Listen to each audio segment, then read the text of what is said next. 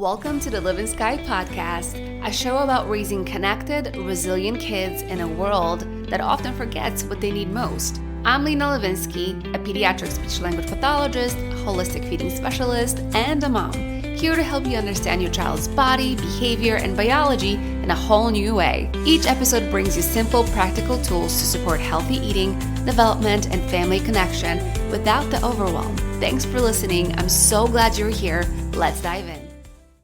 Welcome to the Livin'Sky podcast. I'm your host, Lena Livin'Sky, a speech-language pathologist, feeding specialist, gut health enthusiast, an emerging expert in pediatric sleep and development, and most of all, a mom. Join us as we delve into topics such as feeding, nutrition, gut health, sleep, breathing, circadian rhythm, motherhood, and more during a mix of solo episodes and discussions with expert guests. Each episode offers practical advice, evidence-based guidance, and heartfelt stories to help you raise healthy, happy, and resilient children. Whether you're a first-time parent or an experienced caregiver, the Livin'Sky podcast is designed for you. I cannot wait to get started, and also, I have a toddler, so I gotta get going. This is the Livin'Sky podcast. Well, hey there. Welcome to the Livin'Sky podcast. I'm Lena, your hostess, and I cannot tell you how excited I am to have you listen to the show today because I'm going to share my conversation with Nina Passero.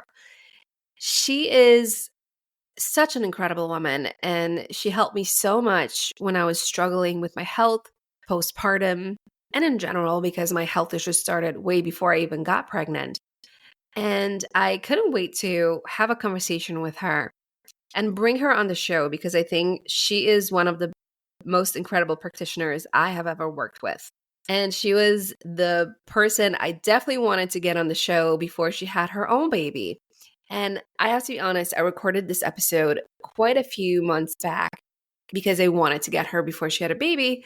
And then, of course, my life got in the way and I never got to post any of the episodes. But it's finally happening. I'm finally here. And I couldn't be more excited to have Nina share her story. So Nina Passero is a former SLP, speech-language pathologist, and I'm a current SLP. So we share that in common for sure. But she decided to quit her full-time job because it just wasn't aligned with her. And I really commend her for that because it's kind of scary. You work so hard to get a degree for so many years, and you have this job that people think it's one of the best jobs in the world because you become a health practitioner and you help people communicate, which is so incredible. And it's such a stable job. So I give her so much credit for knowing early on in her career that it wasn't for her. And she wasn't going to let any of that stop her from becoming an FDN-P, a functional diagnostic nutrition practitioner. Whoa, that's a mouthful. That was a little hard to say. She herself went through some physical and mental health struggles for years, and she knew it was a very lonely journey. So she wanted to help other people go through theirs with some guidance, and so that they didn't have to look for answers everywhere they could on the internet, from various doctors, from other people in their lives, to guide them through from a very natural perspective. She helps people from the root cause perspective, and she creates such a safe and nurturing space. And I can say this firsthand because I worked with her for a while and it was absolutely incredible. And I always felt like I could just be my true self and share everything with her. And she creates this incredible space for us to be vulnerable and to really talk about what's going on. Because as we know, our health is typically not a reflection of just what's going on in our body internally. It's also a reflection of what's going on in our mind. And Nina is an incredible resource, an incredible guide to help us figure out what it is. So I couldn't wait to bring her on a show because I wanted to hear her perspective, especially for moms and pregnant moms and women hoping to become moms one day. Because as she's navigating through her own pregnancy, I wanted to share what she learned from her experience and what were some of the things that she was doing to support herself and her baby through the process. We talk about so many important topics. We discuss why Nina left the speech pathology profession and her own health journey that led her to that decision. We talk about root cause and health issues, pregnancy and food choices, how depleted nutrients during pregnancy can affect you, how you can prepare for conception, gut health in general, postpartum depression, bonding with your child, which sometimes is not what you think. And every woman has a very different journey when it comes to that. How much children's emotions can actually teach us and bring us back to our inner self, generational trauma and parenting, how we can manage our nervous system, and just foundational pieces for good health. So without further ado, I'm so excited to introduce Nina Passero. Welcome to Livin'Sky podcast. I'm so happy you're here. Thank you for having me. I'm so excited. Well, I knew once I was starting my second podcast, which like really aligns with where I am as a mother and as a woman and as an entrepreneur right now, I knew you had to be one of the first guests. So I'm so happy you're here. Honored. Oh my gosh. So I know you've been a guest on a few podcasts already. And you've shared so graciously about your background and everything else. So I kind of just want to get a quick background about you. Because we have so much in common because first of all, in your past life, you were an SLP and I'm currently still an SLP, and which we'll see in a few years. But I wanted to kind of know like what made you go into that profession, what made you come out of it, and what are you doing now? Yeah.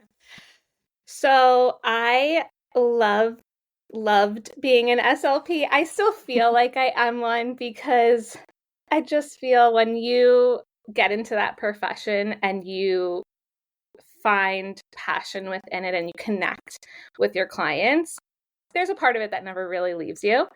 But I originally got into it because I knew I wanted to work with children. I wanted to help people, but I didn't want to be a teacher. So speech was something that was different, and it allowed me to kind of like hit all those marks that I was looking for. And then as I, had my years as a speech pathologist, I started getting really into health because of my own personal health journey. I got really sick, and it kind of just opened a can of worms for me, or Pandora's box, maybe we'll say, because I wasn't getting answers from doctors and I was getting really frustrated. So I took it upon myself to figure it out. And from there, it sparked this interest that I didn't know that I had. And after a few years, I realized, oh, wow, I could really help other people based on my own experience and what I've been through. And gears started to kind of shift until I eventually made the decision to leave speech, which I miss it. I really do. I miss the kitties. They're just so fun to work with and bring so much lightness and I feel like playfulness to our day, or at least to my day when I was working with them. And it kept me in that mindset. And still today, I feel like I bring a lot of that into what I do now of like remembering to stay playful, right? And like I always tell my clients now, make sure you're still engaging in things that are fun for you or that bring you pleasure, because it's such an important aspect of healing. And that really actually stems from my time as a speech pathologist. I'm a huge believer that light is one of the most powerful medicines for our kids and for us. That's why I love Bond Charge. Their blue light blocking glasses, red light therapy devices, and many other products are designed to support your circadian rhythm and help your family sleep and feel better naturally. In our modern world of screens and artificial light, these small shifts make a big difference. Calmer evenings, deep sleep, better focus, and happier moods. I use Bond Charge products every single day, and even my son has his own pair of blue light blocking glasses for evening story time. You can check out all their products at bondcharge.com and use code LENAL to save 15% off your purchase. No, 100%. I know what you mean. It's like, it's such an amazing and fulfilling job and, environment to be in, but it's also so easy to get burnt out. So it's like, you're burning the candle at both ends. It's kind of it's an interesting profession to be in for sure. 100%. And there's also Yeah. so many different areas of speech, right? Like Yes. Mm-hmm. you could work with kids, you can work with adults, the type of clients that you're working with and their diagnoses. So there's a big range there, and that was also something that really called me to be a speech pathologist, was that there was variety. But you're Yeah. absolutely right in saying that it's very easy to get Yeah. burnt out, for sure. I Oh, felt yes. that. So I guess you always kind of knew you wanted to work with kind of diagnostics and helping people in some way, but I guess speech was your first stepping stone. So what is it that you do now as an FDN-P? So as an FDN-P, I do diagnostic testing with clients, which looks like urine tests, saliva, stool, blood work, and then I analyze those results in conjunction with whatever symptoms the client is presenting with. And taking those two together, I am kind of able to put the pieces, what I say, put the pieces of the puzzle together and really create a picture of what is going on with somebody's health. Because if we just look at somebody's test results, it's not always telling us the full story or giving us the full picture, right? We really need to have their personal experience and their symptoms be a part of how we're creating this story in order to understand what's really going on with somebody. So, as an FDNP, I'm looking at those things and then also looking at, what does your lifestyle look like? What does your stress levels look like? What does your sleep look like? What does your energy look like? Your day-to-day activity. And these all really give us a lot of clues and insight into what can be going on with somebody's health. Absolutely. And I love this approach because I work with you personally and you've been so helpful to me. It's just been an amazing change that I've, had in my life thanks to you. And I love that because it's essentially called like a looking for the root cause of a disease of what's really going on, which is so important to take. I think personally this approach to health because I'm part of so many Facebook groups and so many friends and stuff like that. There's always part of conversation where somebody's like, well, I have these symptoms. Like, what should I do? Like, what you should take this, you should do that. Everybody has all these different pieces of advice. Whereas we don't think about like getting to the root cause, like what's really causing this? Because in my life, things can be manifesting as like hormonal imbalances, but it could be caused by something completely different than in your life. So I love this approach. And I feel like we should talk about this more and really help women and men get to the root cause of what's really going on. Yeah. And even when we talk about root cause, sometimes we don't even have to necessarily find the the last, drop of where this started. Yeah. Because sometimes just by actually listening to people alone, you find out so much, right? And I think that's something that's really missing from the Western medicine approach, where it's really just based on, okay, what are you presenting with today? Yeah. And there's none of that background information or really trying to be like, well, let me get to know you as a person, because that does influence how your symptoms are going to show up. It's not just Absolutely. about what's happening right now in your life. A lot of times, and I know we've discussed this, it can be connected to what happened in childhood or what happened a few years ago, and it's now starting to show up in different ways. Absolutely. Yes. And I wish this was the way we could find out information from going to a doctor because we're so used to just going to a doctor and asking these questions. But as I have experienced and as you have experienced and so many other people have experienced, we don't typically ask these questions, which is such a shame. But I wanted to talk to you a little bit more about pregnancy and postpartum because I found you when I had all these issues come up for me, which were just kind of my body was screaming at me for help because I was depleted of so many minerals and everything else. And I just didn't really know what to do. So luckily I found you and I've been able to kind of like rebuild my system and start to understand more about food and macros and what I really needed to eat to really nourish myself. And you're currently pregnant.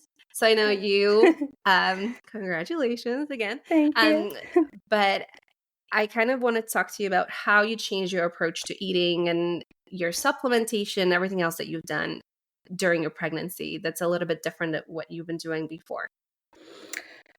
So, to be honest with you, I got a little, I don't want to say lucky, because I do believe that this is actually part of the work that I had put in before I got pregnant.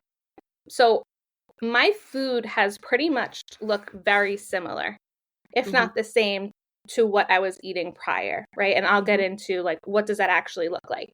An increase in protein for sure, because we need those building blocks and the amino acids. But for the most part, it still really looks like a good amount of protein, carbohydrates, and some healthy fats, right? So increasing the amount of protein based on where you're at in your pregnancy. I've definitely noticed that as my pregnancy has progressed, I've been craving more and more protein, right? Like my portion sizes are a little bit bigger. And makes sense, right? Because now towards the end, especially, baby's really growing and putting on those last pounds before they're ready to come into the world. So in terms of diet and food, it looks very similar to what it did before, and that is whole foods, nutrient dense foods, right? So grass-fed meats.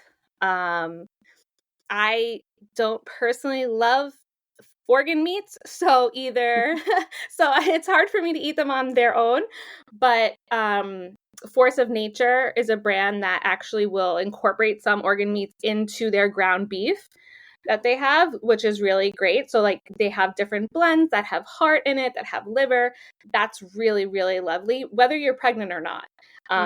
It's just great to get those extra nutrients, especially if you don't really love the taste of organ meats. And lots of eggs. I do runny yolks. I have soft-boiled eggs every day. That is the most nutrient-dense part of the egg. And especially during pregnancy, we want all the nutrients we can get. A lot of dairy as well, raw dairy. I do consume raw milk and raw cheeses. And I know that there's a lot of controversy about that. And I really believe it depends on how you are feeling as a person, right? Like it could be, of course, a little bit scary and nerve-wracking because you're newly pregnant. There's so much information that's coming at you of what you should do, what you shouldn't do. And you want to, of course, do what's best for your child, right? Like you don't want to harm your baby in any way. So for me, I was even a little bit apprehensive at first. So I would just take really small amounts, let's say, of the raw milk. I would just start with that. And then as I felt more comfortable and really tuned into my body and asking, okay, how do I feel? Do I notice any changes? I then started to just drink it regularly. But those, I want to say, that group of food, which is essentially proteins, right? Looking at the dairy and the meats, is so important to have that nutrient density so that you're getting the vitamins, the minerals, the amino acids, which really are essentially the building blocks that we need during pregnancy. And then as for carbohydrates, looking at our fruits, our root veggies, those are kind of what I tend to lean towards instead of greens, even before pregnancy. And that reason being, they are typically very easy to digest, right? So root vegetables, anything that's really growing under the ground, they're also very warming foods in terms of Chinese medicine. And when you're pregnant, you do actually have a lot of yang energy, which is a lot of heat. But we want to also maintain that because that is what we're using when we give birth. When we give birth, we're using our yang energy, the heat in our body to actually push baby out. So we do want to support that throughout our pregnancy, not trying to drink too many cold drinks or ice beverages or like raw foods in terms of salads or raw veggies.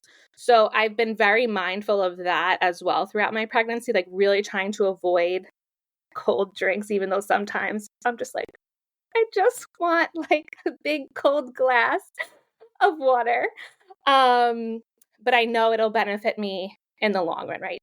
So fruits can be cooling as well, but when we have like ripened fruits, they are also very easy to digest. So I've been, okay with incorporating fruits, especially in the summertime when it is just hotter, so you can tolerate those more cooling fruits. But then as we've shifted to the fall, and now going into winter, I've switched up to more of like stewed apples, stewed pears, which can be really nice for the digestive system as well because they're very healing to the gut. And yeah, that's kind of where I've been at with my food in terms of pregnancy. I've been very lucky to not have any food aversions. I did have a little nausea in the beginning. And I'm kind of creating these different hypotheses on where could the nausea, like morning sickness, be really stemming from. And I find it so fascinating that like nobody has really pinned it down yet. Like Chinese medicine hasn't really pinned it down. Western hasn't really pinned it down. There's a lot of ideas out there like, oh, magnesium deficiency or some B vitamin deficiencies, blood sugar regulation. I think it's a combination maybe. But I'm still working on my theories. And I think it could also be different for every person, right? Like I think for some people it could be the state of their nervous system, which is something else I think is really important and has come up a lot, especially during pregnancy, is how are we regulating our nervous system? Because there's so many changes happening in our body at one time, and it can be a lot. It is a lot, especially in conjunction with the hormones. So my theories are currently like nervous system, blood sugar regulation, and potentially then some vitamin and minerals. Absolutely. Sorry, I feel like it's not. Hoping it's not super. I told my husband to like take my toddler and my dog outside as we're recording, and he's screaming at them to come, and I'm like, you should be quiet too. Like, I don't know. Anyways, but yes, and it's so interesting that because I feel like I wasn't doing the same things as you going into my pregnancy, and I found like the first trimester after probably the 6th week, I was so nauseous the whole time. I feel like just maybe because I was depleted of a lot of things.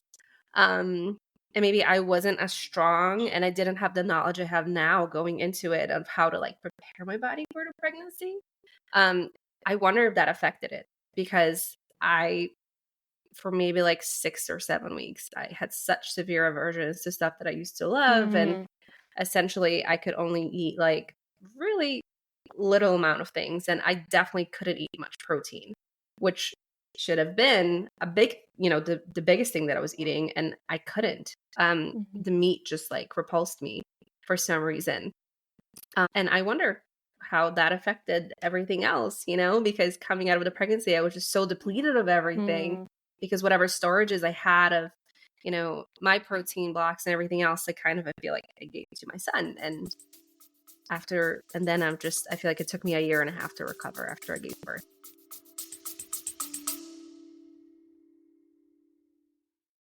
These days when your child refuses everything you make and you just want them to have something nourishing, that's when I grab Signals. It's a real food meal replacement shake made with organ meats, minerals, and nutrients that support kids' biology, not just fill them up.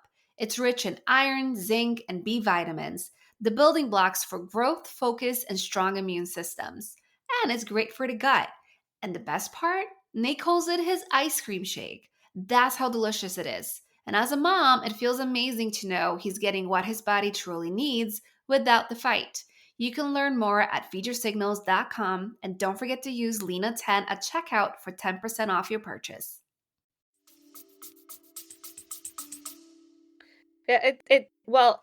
You make such a great point, right? Because we do give so many minerals. We give 4 pounds of minerals to our babies when we're pregnant. That's a lot of minerals, about 10% of our minerals. 10% doesn't sound like much, but then when you think about 4 pounds, that's a lot, right? A lot. And so what I have seen happening is, one, there's not a lot of education available. Well, there is education available, but there's not a lot of education given to women, provided to women by their doctors, which really should be the people who are doing it, about, hey, how should you be preparing your body going into pregnancy? I feel like that's almost never, ever discussed. Like, what should you be doing 2 years before you decide to get pregnant? Because ideally, that's like a minimum of how we want to, when we want to start preparing our body. So ideally, it would be at least 2 years beforehand, and that's not just for the woman; that's also for the man.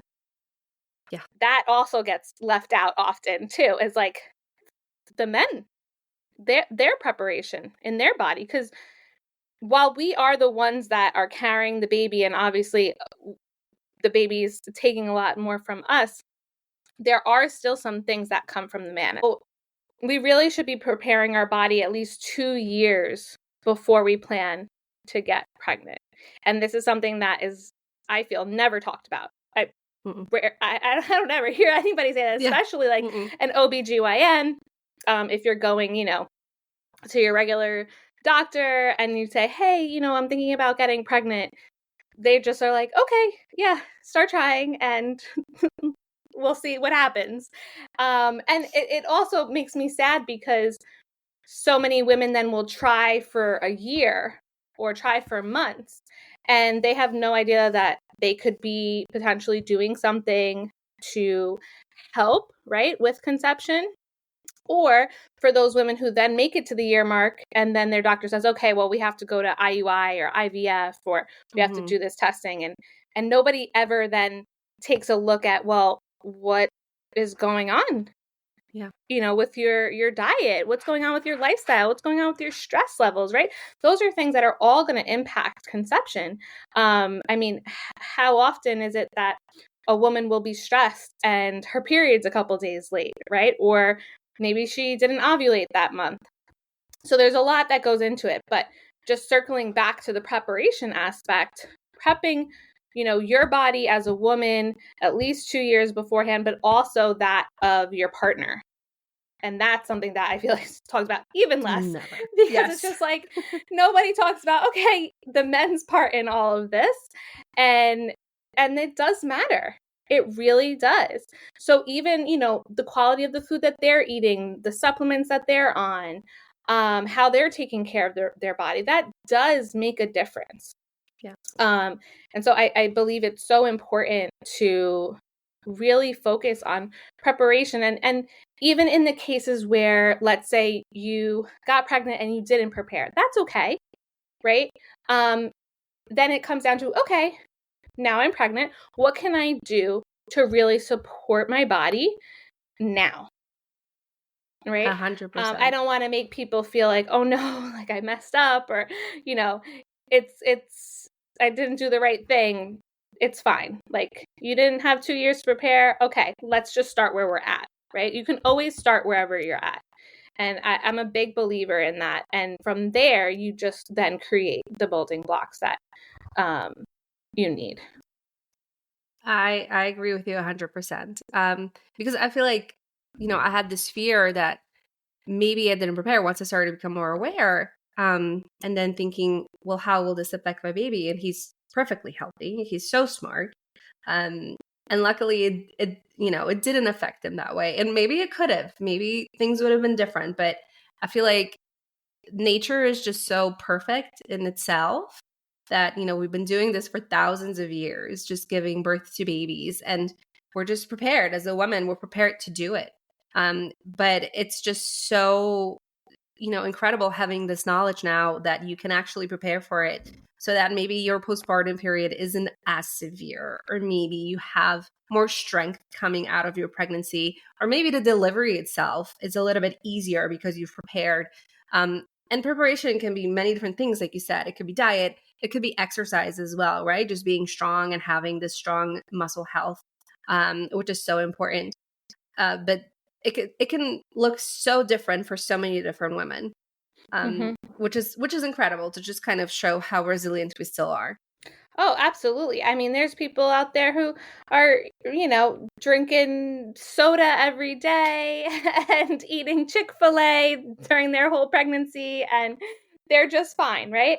But in terms of what you mentioned about, going into that postpartum period and what we could potentially do, I think another really important thing that doesn't get discussed so much is after you have given birth, the way that you are supported, both nutritionally and emotionally and mentally. I think that is a huge aspect to how your body is going to heal postpartum. So giving ourselves really nutrient-dense foods postpartum, right? Because this is something that can be really, really difficult, right? Because you're a new mom, you just gave birth, huge stress on the body, right? Even if it's a good stress, even if you had a great experience, your body still worked really, really hard to birth this baby. Yeah. So making sure that you can have as much nutrient density in your food as possible is a big key. If you don't have help, during your postpartum period, if you can make it beforehand and freeze it, that's better than nothing. Or they have some services now that will, deliver, make things for you. I actually came across a company that is like specifically for postpartum food and meals. I have to try to remember, and I'll send it to you. Yeah. But I thought that was really cool, and I'm like, wow, like that's what we all need. Yes. Because not everybody has help. I'm very fortunate to have my mom, but not everybody has that available to them. Somebody to cook for them, more meals, etc. So trying to set that up for yourself as much as possible is, I think, a really big key. And then also how we're taking care and treating our body. So in Chinese medicine, they actually do a 40-day confinement period, and like they don't wash their hair, they like don't take a shower. They'll do like a ginger tea bath, like sponge bath. And this is not just with Chinese medicine. This can be found in many different cultures, that they have this kind of like quarantine period. And I think there's so much value to it, because you're giving the body time to come back to itself, not only in a physical way, but also in a mental, emotional, spiritual way, because we're very, very open postpartum. I mean, energetically, emotionally, physically, right? Like there's so much that goes into labor. And it's not just like, okay, yeah, I'm going to get back up and go start taking my walks, 2 days postpartum. And those people who do that, I do believe will see it down the line. They might not see it immediately, but I think down the line they will see the repercussions on their health. Yeah. I believe that. I mean, I honestly didn't know much about postpartum until I experienced it myself. And I couldn't believe how different I felt, because not only was my health different, because all of a sudden I give birth to a baby, and there's repercussions of, or maybe not even repercussions, but just the aftermath of birth, which can be very difficult depending on what birth experience you've had. And I was lucky enough because I had a home birth, and it was very, caring and calming, and the experience wasn't traumatic. And many women had a traumatic experience during that.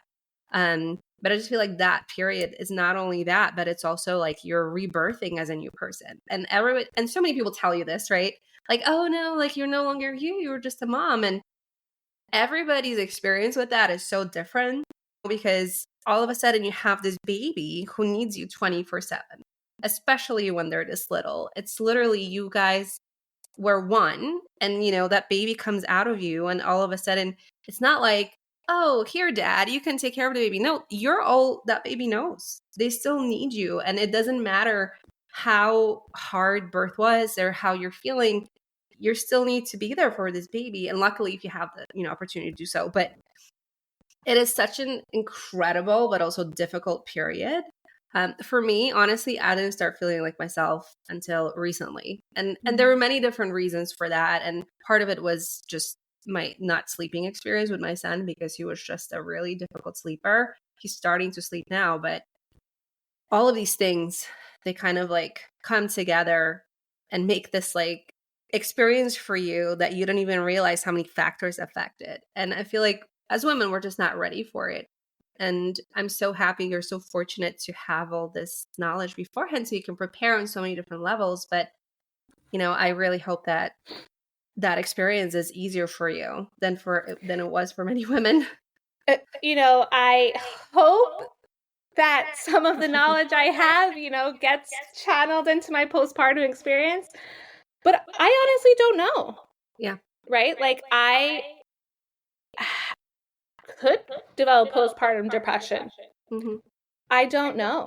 Yeah. And why could I, right? There could be reasons related to mental, emotional, right? Like my brother died last year, and that has been very, very hard on me. So I don't know how that might show up in my postpartum period.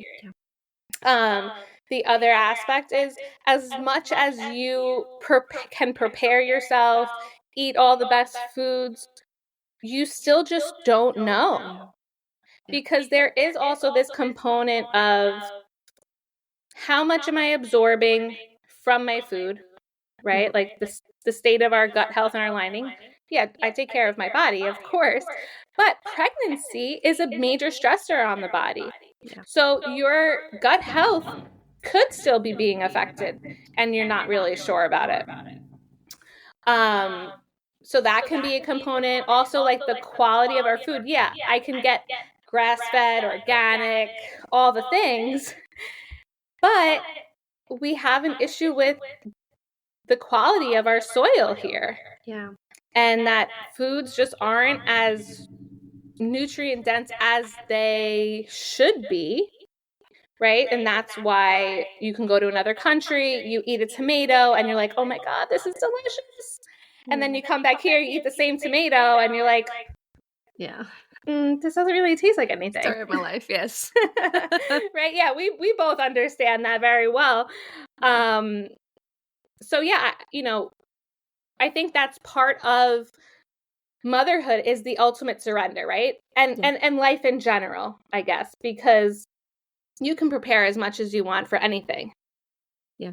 And you just won't know until you actually get there. Yeah. 100%. So, 100%. We'll see. I hope. I'm just doing my best to prepare. And I think that's what's important, right? And throughout my pregnancy journey, I've said to myself, I know I have done everything I can possibly do for where I'm at right now. And the rest, I just need to surrender. Well, that's one lucky baby to have you doing all these beautiful things for him, right? From the get-go. But no, I agree with you. And there's so many things we can think of mentally to prepare as well. And then once you're in the experience, you just never know. But I just wanted to talk about it a little bit, because I feel like postpartum is just oftentimes just omitted. We talk about the 6-week period of when you have, the postpartum period, when you're allowed to feel down, or like, you still need the help. But once that 6 weeks passes, like people just expect you to bounce back oftentimes, and that's just not the case, you know? Yeah. I struggled with postpartum depression for a long time. Like, I didn't even realize it. Like, I knew I wasn't myself. I knew I had the baby blues and everything else, but it took me a while to grasp the gravity of it and how I really felt. And it took me a while to, I feel like, come out of it. And I perhaps didn't have the right support for it because I wasn't aware of it as much either, because you don't really know. Like, is it the postpartum depression? Is it the baby blues? Is it just my new lifestyle, which is so hard and so, so hard on my body? It's so hard to kind of to distinguish it. But I just wanted to say it's okay to feel this way. You don't have to have it figured out from the get-go, because everybody says like, oh, your mother instincts will just kick in right away. For me, they didn't. For me, they really didn't. I remember birth, like so many people tell you, oh, you're going to have this incredible experience once you birth the baby and you're just going to fall in love the first second you see him. And that wasn't my experience. Clearly, I love my son to death. He's the most important person in my life. But I remember the experience of like him being born, like kind of like a movie, just playing in front of me in my head. I was so detached from that moment. I feel like I wasn't even there. Like, I just remember it just kind of like playing in front of me, and my like kind of like empty. And it's such it can be such a hard experience for some women. That's what I experienced. And it doesn't make me a bad mother. It's just how he came into this world. Mm-hmm. And you know what? And it took me a little while, but now I finally have these feelings, and I finally feel like, like a real mom, which whatever that means. But it didn't come to me right away. And that's okay. Mm-hmm. I've heard that from so many women. Yeah.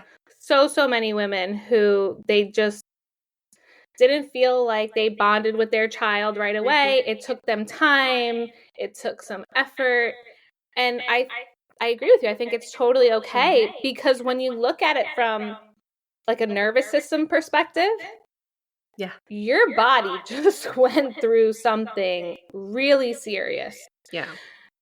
Whether your birth was super easy or it was a harder birth, I don't want to say the word trauma necessarily. Like, on some level, the amount of energy and work and everything your body just went through in labor, it is kind of a trauma. But then we have people who had actually like traumatic births, right? Mm-hmm. So I don't want to diminish that in any way. But one, you just went through this major experience, right? With your physical body, also mentally and emotionally, like you're completely changed, right? Like we said, because the mother is also being birthed while she's giving birth to her child. So you're getting to know a new part of yourself, a new part of your own identity, right? Because we're not just one thing. We're not just mom, right? You're still you as an individual, but mom is a part of that now. And then now you're getting to know a whole new human. Yeah. Like, you guys got to get to know each other. Yeah. I mean, how many times, we meet somebody on the street and it's just like, oh yeah, love at first sight. And some people do have those experiences, which is amazing. Yeah. But some people don't, and that's totally okay too. You're getting to know each other. Absolutely. Absolutely. And that's why I brought it up, because I feel like sometimes it's not spoken about because it's kind of shameful in a way, kind of like, hey, I didn't bond with my child right away. But you know what? That's an experience of so many people, so many mothers. And it doesn't mean you love them any less. It's just Absolutely your experience. Yeah. And another thing I want to add to that as well is during pregnancy. Yeah. I mean, I felt like before I got pregnant, it was the idea of, oh, it's so lovely and you're so happy and you're so in love. You got this little baby growing in you. Yeah. I didn't feel that way. Yeah. Not that I like hate being pregnant, but I'm just like, this picture that everybody paints of pregnancy is not it. Or at least it's not my experience, right? Yeah. And I think that kind of goes hand in hand with what you're sharing now too, of like, it's okay too if you're not like, oh my God, this is the best time of my life. Some people it is, and that's amazing for them. And some people I'm just like, okay, you're just going on with your life, or you have stuff happening, right? Like, I'm grieving. And people were constantly telling me, oh, but you have to be happy for the baby, or, you know, they feel everything you feel. And that really got to me in the beginning, because I was like, oh my gosh, I'm crying all the time because I miss my brother. What is that doing to my baby?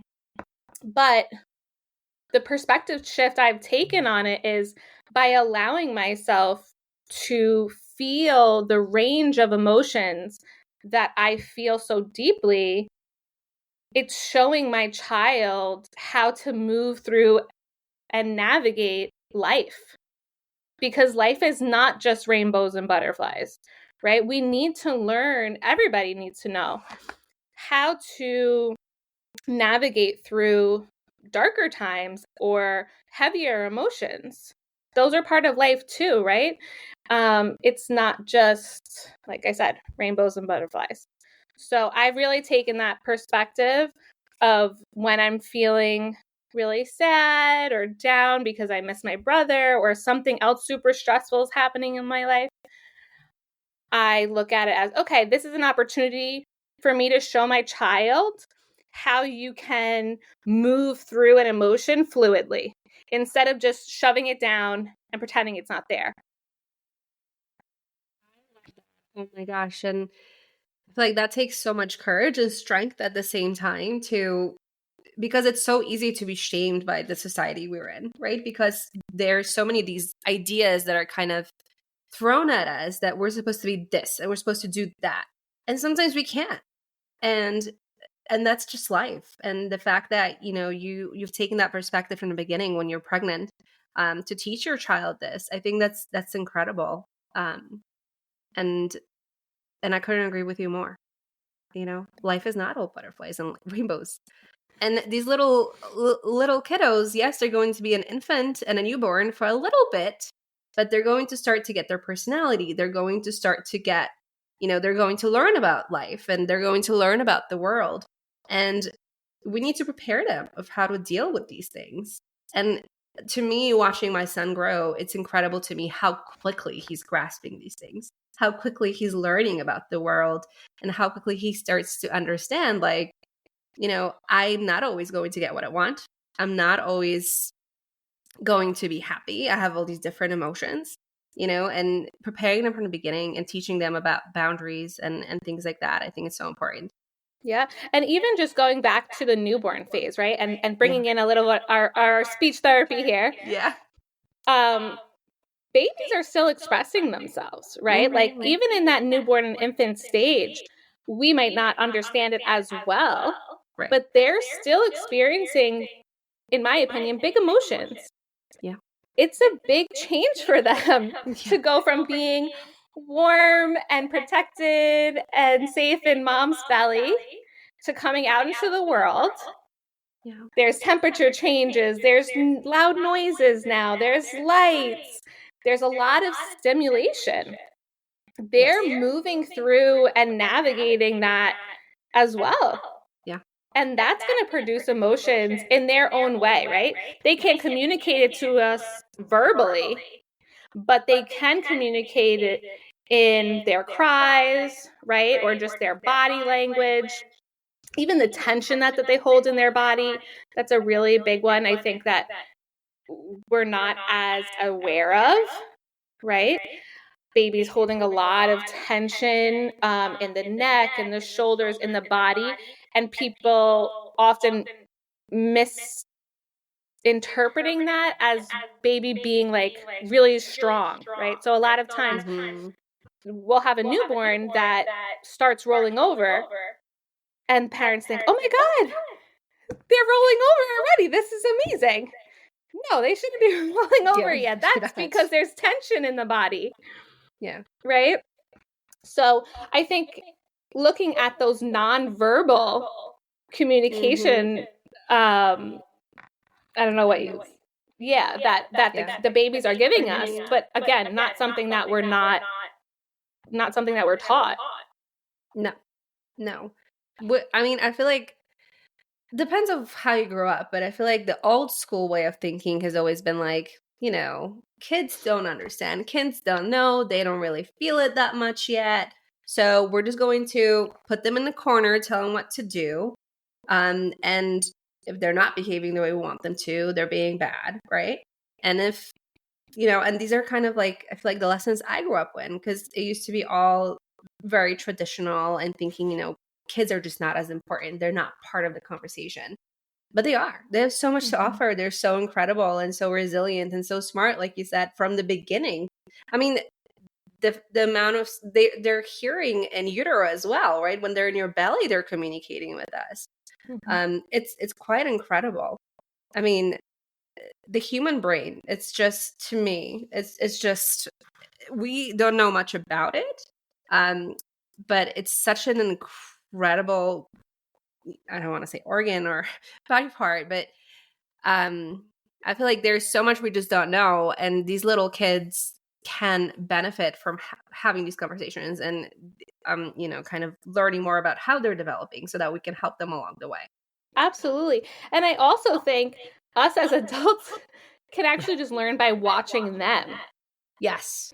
Right? Because we often stop ourselves because we feel shame, or we feel like we're going to be judged, or just whatever programming, conditioning that we have as an adult, right? That we think, oh, this is not what you do in society.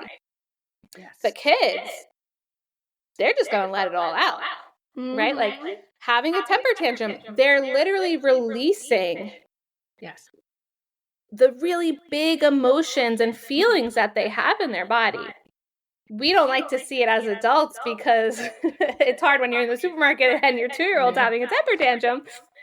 But it really can be such a learning experience for us to see how children move their bodies, because that's their way of moving through an emotion, right? Where we would normally suppress it because it's like, oh, I can't start crying. I'm in public, I'm here, I'm there, or I can't start yelling or getting angry because I'm in public. So we just suppress it, and then that ends up showing up in our health years later. But children, they're just so fluid with it. They don't give it a second thought. No. They're just doing what they need to do to feel better. Absolutely. And I love that you brought up that shame piece, because it's incredible how the thought, or like the thought pattern behind that has changed, I feel like, over the years, because I grew up in that environment where if I wasn't behaving, or if I was doing, like, had a tantrum or had something to say that was against what the adults were saying, that was shameful. And I still hear those words in my house, like, from my mom or something, and she doesn't even realize it. Like, they say things like that. Or my mother-in-law comes and she spends time with my son, and it's like, oh, you're not being a good boy right now because you're crying. And I'm just like, inside of me, I'm burning, because I'm just like, yes, he is. He's not being, the fact that we're having these conversations is just, to me, like, it's so disturbing, because his prefrontal cortex is not even formed yet. He doesn't realize, he doesn't know how to express his emotions or what he wants. He's just acting on how he feels. And I feel like you said, like, we suppress these emotions and it manifests in different ways in our health. And I think it's so important to talk about, because it is so important to express it and kind of learn from our kids. They're supposed to learn from us, but we need to learn from them. Oh, I think children are some of our greatest teachers. Yeah. And to go back to your point about the shame, I mean, yeah, our parents and grandparents before us, they did things a certain way, and I want to truly believe that they just didn't know any better. Yeah. Right? Like, that was just what they were taught. They definitely, in my opinion, didn't have the awareness that we have now, right? Like spanking your child was just totally normal. I got hit all the time because I was like definitely not doing what every other kid was doing, right? Like I was somebody who really expressed my emotions. I would just let you know how I was feeling, even if I was 5 years old. And that was not okay with the elders in my family. So I got in a lot of trouble for that. And as a result, I can see how that has affected me over the years, and all of the healing and work I had to do to let go of that, because it really repressed a lot of parts of who I was, and getting that back was definitely a lot of work. The undoing of how I grew up, and like I said, like our families, I feel like they love us so much and they mean the best 100%. if we're lucky enough to have these families, right? But for me, I come from Poland, so my grandparents went through World War II. And there's so much generational trauma from that was manifested or passed down to my parents. And then those, my parents, there was no such thing growing up, I feel like, in their times, talking about like emotional intelligence, or if you wanted to go to a therapist or anything and talk about anything, you were crazy, right? Mm-hmm. That sounds crazy. Like there's such a big stigma for that generation of like getting mental health help, that it's rare that it gets done, at least from the part of the world where I come from this part of Europe. I'm not sure how Italy looks like, or other parts of the world. Yeah, same, right? And it's just, and those things get passed down to us. And now we have this like generational trauma that we're trying to figure out and trying to break so that we don't pass it down to our children. Yeah. And I think for them too, what I've seen and observed, right, from my grandparents and my parents, is they want to instill resiliency. Mm-hmm. Because they did have it hard. Mm-hmm. They did have to go through a lot. So I can understand to a degree, like the deeper intention is like, oh, I want to make you strong. I want to make sure that you're resilient, that you're okay when I'm not here. Yeah. I've definitely gotten that a lot. I feel like read through the lines Mm-hmm. with my grandmother. And so the way that I've kind of internalized it now, as I'm about to be a mom, is how do I still bring that sense of resiliency and strength to my child while respecting who he is as an individual and his emotions, right? Yeah. So I think that it's a really interesting path that I have ahead. In how do we navigate that? Yeah.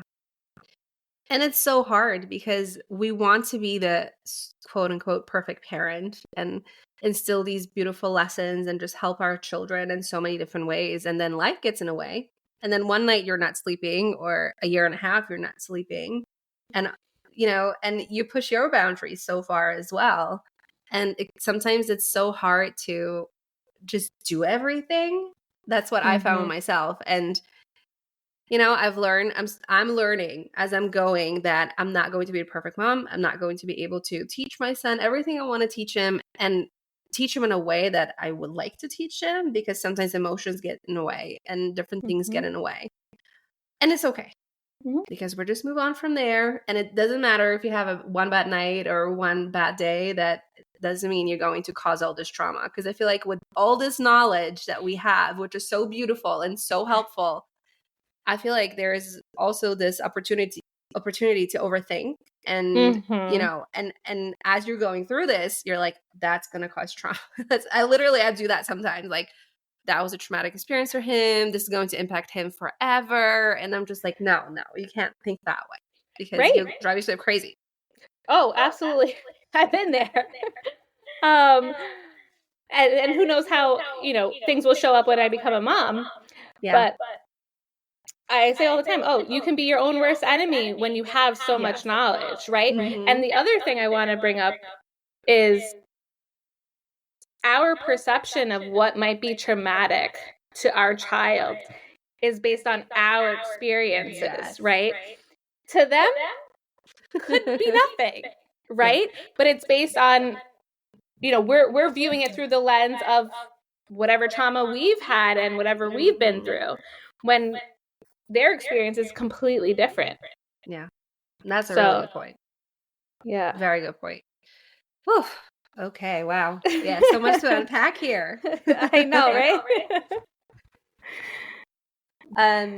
So I wanted to ask you too, now changing the topic a little tiny bit. I mean, going back to what we were talking about. So in today's world, this world is very different than the world we grew up in, and things are changing so rapidly. Now that you're becoming a mom, like, what steps are you going to take to help your son thrive in this kind of environment that we're in right now? So I think one of the greatest gifts you can give your children is how you show up for yourself. Mm-hmm. And for me, managing, I don't know if managing is the right word, but continuing to be very aware of the state of my nervous system, Mm-hmm. I think is one of the greatest gifts that I can give my child.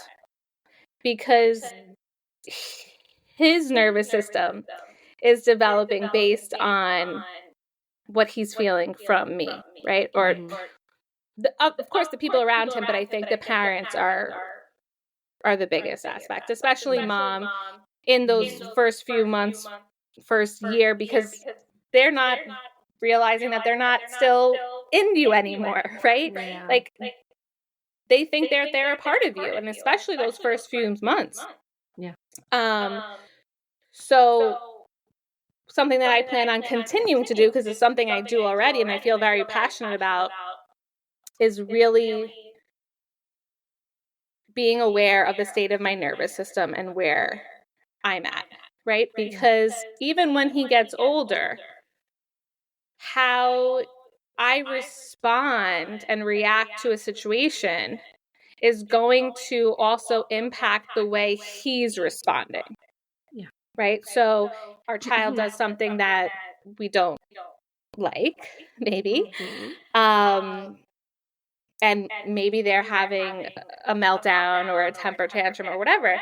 And the way that we show up in those moments are actually going to be what starts to shape their nervous system and the way that they view the world. Right? Yeah. So if it's that you do something bad, I start yelling at you, or I tell you that you're bad, or whatever it is, that's now building that foundation and the storyline for what's to come later. Yeah. Instead of you do something that maybe is not right, but I maintain my cool and I just hold the space for you to journey through whatever you need to go through in that moment. That's going to feel completely different to the nervous system. Yeah. It doesn't mean that it's okay what you're doing, right? But that's something we talk about later on. Because like you said earlier, babies don't have, and young children don't have the ability yet to consciously understand what's going on or why what they're doing is bad, even if we know they know that it's not right. Yeah. And I see that, or I saw that a lot with parents, or even in the school system, teachers getting upset with some of the kids because they're like, oh, but they know better. No. And I'm like, they might know, but they don't have the impulse control yet. No. So that's definitely one of the things I'm going to do. Am I going to be perfect at it? Absolutely not. But it's something that I really feel passionate about and want to work towards. And then the other thing I think is physically arming your child with nutrients and minerals and really creating a very strong foundation for their health in childhood. You know, Yes. will my son grow up and probably eat McDonald's at some point or whatever, go out with his friends? And, you know, I can't control that, right? But I believe that if we give them a good foundation as, you know, from infancy into when they're like 7, 8, right? Because then they're going to start to want to explore. They're going to go with their friends or, you know, they go to somebody else's house. What are you going to do? You can't control everything, right? No. So, but I think if you can give them a good, strong foundation in the beginning, that when they do get introduced to some of the foods that we personally would maybe never feed our child, they're going to be able to be aware that like, that didn't make me feel good. And they have the wherewithal to then make the decision. I don't have to tell you, oh, that's going to make your belly hurt, right? If you have, I believe, if you have that strong foundation nutritionally, then they can make those decisions for themselves. And like you said, the first few years, or even, I feel like, especially in that, like the first, up until they're like 18 months, they're just so receptive to different flavors, right? Developmentally. Typically, kids by then can try anything. You can give them something bitter, you can give them something sour, anything like that. And if you expose them to these different flavors, you know, chances are they're going to continue eating a variety of foods, right? And there's so much to be said about, because you have this beautiful knowledge about what's really healthy, which is incredible. And I now do too. But I feel like in the society today, you know, you have all these different things packaged for kids or kind of made specially for them, which are so colorful and fun. And you have all these pouches. You go into a store and you see like all these beautiful fruits and vegetables right in a pouch that you can feed your child. And you mean well, but without the knowledge of knowing that, you know, if you read the nutritional label, you know, on average, these pouches have like 9 grams of sugar in them. And that doesn't seem like too much to us. It's not great, but like we can handle it, right? But if you look at a 20-pound baby or a toddler who's eating this much sugar a few times a day, you're really setting them up to have a really, maybe make poor choices with food later and maybe prefer these types of, you know, sugary flavors and stuff like that going on, so they can become very picky. And perhaps that can really impact their brain development and their gut health. Yeah, right? So like when really we think important. when I think about how I work with my adult clients right now and how important it is to always have a carb, protein, and fat. I mean, I should just have it tattooed across my forehead at this point. Yes. But when we think about babies, why are we not thinking the same, right? And some of the first foods that we give our children are like, what is it, like rice cereal or like cream of wheat or whatever. They don't even have the enzymes to properly break down those foods, right? So their first foods should really be like a bone broth, a meat stock, something like that. More nutrient dense foods, egg yolks, rather than some type of starchy grain. And I do think that has long-term effects in the sense that let's say like blood sugar regulation, right? And then why they might be craving more of those sugary sweet foods or even more carbs as children, and then that grows, you know, with them. 100%. And it's a true epidemic right now because 1 in 4 kids is a picky eater. And obesity is right now the most prevalent, from what I know from statistics, in children. Like it's becoming a really big issue just because we lack this knowledge. We kind of moved away from what our grandparents and our parents used to feed us, right? Because when you grow up and you kind of want to rebel and think about, hey, no, mom wasn't right, I should be eating kale at every like meal or whatever. You know, I used to think that way. I mean, I went vegan for 3 years because thinking that was the best thing for my health. Same. And it might be for somebody else, but for me, I feel like it literally destroyed my body. Like, honestly, because I wasn't eating the good vegan food. I was eating, the substitutes because that's what I was craving. This is what I wanted. And yes, I was eating a lot of fruits and vegetables, but still, it wasn't the right thing for my body. But when you think about these things, they really impact you. And especially when you're little. When you're little, you want to give them the good chance of developing these right type of flavor profiles, and really the gut health, the gut brain connection. It's so strong up until they're 3 years old. There's so much growth happening. I think 80% of the brain develops in that time. So it's so important to give them this really strong, I'm lacking the word in my head right now. Foundation. Thank you. I could not think of it. Yeah. And I want to just acknowledge also, a lot of this stems from convenience, right? And I don't want any moms or parents to feel bad if, they've been giving their kid whatever, some of these packaged items. But like I said before, it's never too late to start where you are. Yeah. And maybe it's going to take a little bit of time because you're going to get a little bit of pushback from your kid because they want, their whatever it is that they like.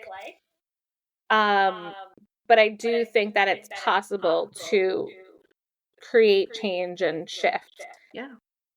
And it's our responsibility as a parent. I think that's a big conversation as well. Is your responsibility, I believe, as a parent, starts from the moment that you conceive that baby. Yeah. If not before, right? Yeah. I mean, I felt very strongly before I got pregnant about like how I wanted to do things for my child. But even still, the moment of conception, right? Or when you're pregnant, like that responsibility is now on you. Yeah. Yeah. And everything starts when you get pregnant because, that foundational piece starts right there. And I love that you brought up like we do live in a culture of convenience here. And it's so incredible that we have all these amazing choices to give out children. And not all of them are bad. There are some companies that offer meat pouches. There are some companies that offer these amazing products. It's just about like educating yourself. You can still have the convenience of these foods, but just picking the right ones is really what you want to do, right? Not falling into that, like you said, the rice cereal myth or that we kind of like heard so much. And oftentimes you'll get this advice from pediatrician because they mean well, but they just don't know. They do not have the nutritional background and the developmental background of how these foods impact our children. And they tell you, hey, yeah, let's start 4 months, around 4 months. Like you should just give them rice cereal. And it kills me when I hear this advice because not only can we not, that the babies can't digest it, but first of all, 4 months, they might not be ready for food yet, right? There's so many different signs of readiness you need to look for when you are looking to see if your child's ready to eat. First of all, can they sit up? Can they hold their head up? Are they interested in the food? Do they have like a grasp where they can hold something in their hand and bring it to their mouth? There's so many different things to look at. And I feel like that's not talked about either. And all these different foundational pieces, prerequisites, are so important to set them up for success when they're older. So we're not starting too early and we're not starting with the wrong things. 100%. And yeah, again, it goes back to our knowledge as speech therapists too, right? Yeah. And unfortunately, it's just not taught to people. Yeah, absolutely. And we're lucky to have this background for sure, in so many different ways. But also feeding, I feel like not every therapist knows that. I just feel like we're lucky to have this information. True. But yeah, okay. So much to unpack here. Thank you so much. Is there anything else you want to say to leave our audience with? Any advice? Any advice? I guess my advice would be to just keep coming back to yourself as a mom, as a parent, as an individual, right? And I think that will serve your child in the long run. I couldn't agree more. Beautiful. Thank you so much for this. And I know you your life is going to change a lot. So I don't know if you're going to continue offering coaching, because that's what I did with you. You coached me through so much. Mm-hmm. Are you still offering that for clients once you I have the am. baby? I still work one-on-one with people. Great. I'm not doing like your traditional maternity leave. Yeah. So yeah, I'm still seeing clients. Good. And gonna continue down this path and hopefully continue to help people. Oh, yes. Everybody's so lucky to have you. So if somebody wanted to work with you, where can they find you? On Instagram, Nina.Passero is my profile, or my website is just ninapassero.com, and you can apply there. Okay. Well, perfect. Thank you so much for coming Thank on. you. I appreciate it so much. Thank you for having me. It was a pleasure. Thank you so much for tuning in today and being a part of the Livin'Sky community. I hope you learned something new and inspiring that you can apply in your life right away. If you have a minute, please leave us a 5-star review. It really helps us grow and for other parents like you to find us. If you haven't done so already, make sure you subscribe to the show wherever you listen to your podcasts so you never miss an episode. Sending you and your family lots of love. I'll catch you in the next episode. Thanks so much for listening to the Livin'Sky podcast. If this episode resonated, please leave a quick 5-star review or share it with another parent who'd love it too. It really helps more families find the support that they need. And don't forget to join my newsletter at LenaLivin'Sky.com for more tips and free guides. Sending a little sunshine to your kitchen today. See you next time.